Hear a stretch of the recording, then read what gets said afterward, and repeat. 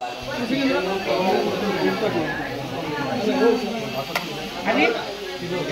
आली का याच्यात असं आहे, याचा जो स्पीड आहे बोलेचा हा मिनिमम आरपीएम वर पाहिजे. नाही तर काय ते माहिती का, हा दाना जर असा धरला, असा जर आदळला, वापत नाही. वापण्याचं न कारण म्हणजे काय माहिती का, हे जे कवच राहते ना सोयाबीनचं, हे वालं गेले थोडसा जरी आता टच झाला तरी वापत नाही. म्हणून याचा स्पीड कमीच ठेवायचा. 2 मिनिटं जास्त लागले चालन, लाईन गेली तर चालते 5 रुपयाची, पण बॅग वायाने गेली पाहिजे.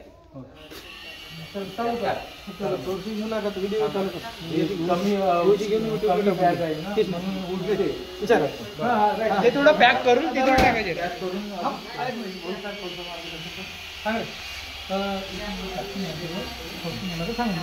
तर भोईर साहेब आपल्याला बीज प्रक्रियाबद्दल योग्य ती माहिती थोडक्यात सांगितली अशी मी त्यांना विनंती करतो.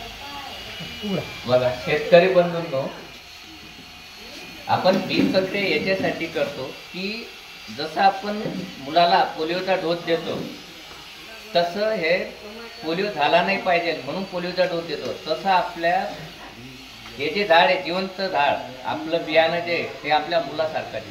तर अशा बियाण्याला समोर चालून काही हे नाही झालं पाहिजे, रोग किंवा मानसिक हे नाही आलं पाहिजे. त्याच्यासाठी आपण बीज प्रक्रिया करतो. आता बीज प्रक्रियामध्ये 3 घटक महत्त्वाचे असतात. एक फंजीसाईड म्हणजे बुरशीनाशक, एक इन्सेक्टिसाईड म्हणजे कीटकनाशक, आणि आर म्हणजे रायझोबियम म्हणजे रायझोबियम जीवाणू संवर्धक म्हणजे नत्र स्थिरीकरण करणारे जीवाणू. तर या 3 प्रकारची आपण बीज प्रक्रिया इथं करतो. हे बीज प्रक्रिया याच्यासाठी करायची आहे की फंजीसाईड जर लावली तर जमिनीद्वारे जे हानिकारक बुरशी आहे बियाण्याला जे आलेली, ते बुरशीनाशक लावल्यामुळे त्या बियाण्याला बुरशीजन्य रोग होत नाही. इन्सेक्टिसाईड म्हणजे कीटकनाशक, आता आपण थायमोथोक्झान लावतोय त्याला, ते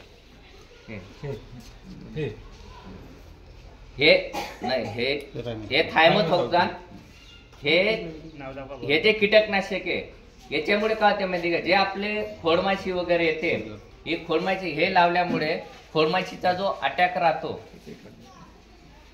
तो होत नाही. हे बुरशीनाशक आहे, हे कीटकनाशक आहे, आणि हे कुठल्याही कंपनीचं घेतलं तरी चालेल. हे फक्त आपण डेमोसाठी इथं आणलंय. तर हे लावल्यामुळे काय होते की आपल्या जे सदृढ रोग तयार होण्यासाठी हे बीज प्रक्रिया आपल्याला इथं करायची. ते आता आपण करताना बघू. आपण याच्यामध्ये आता फंजीसाईड टाकलंय, तर आपण आता बीज प्रक्रिया इथं सुरुवात करू.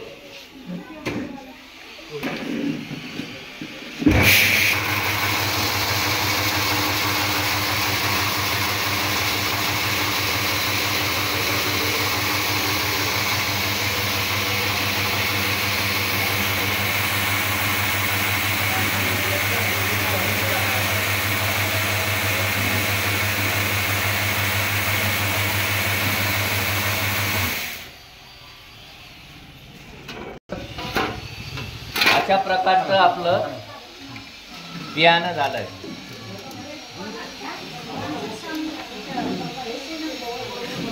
संपूर्ण बियाण्याला प्रक्रिया करण्याचे फायदे एकच आहे की संपूर्ण बियाण्याला एकसारखी प्रत्येक दाण्याला इथं हे लागलंय, लिक्विड लागलंय. आपल्या थैली चुमडीमध्ये लागते नाही लागत, कमी जास्त होते. हे एक सारखं पूर्ण दाण्याला, एकही दाणा तुम्हाला असं बघत गुलाबी दिसणार बा, एकही दाणा खाली नाही दिसणार. याचा हा फायदा. आता हे झाल्यानंतर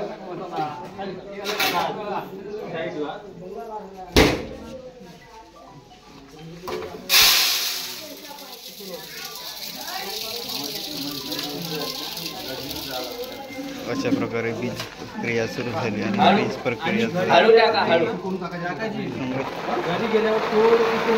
आता हे आपण याच्यात भरलं काय माहिती का, हे ओलं राहील, लगेच पेरणी करायची नाही.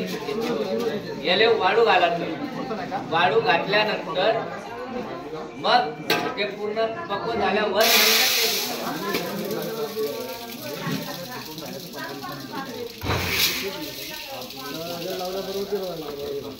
फोटो घेतो. हाय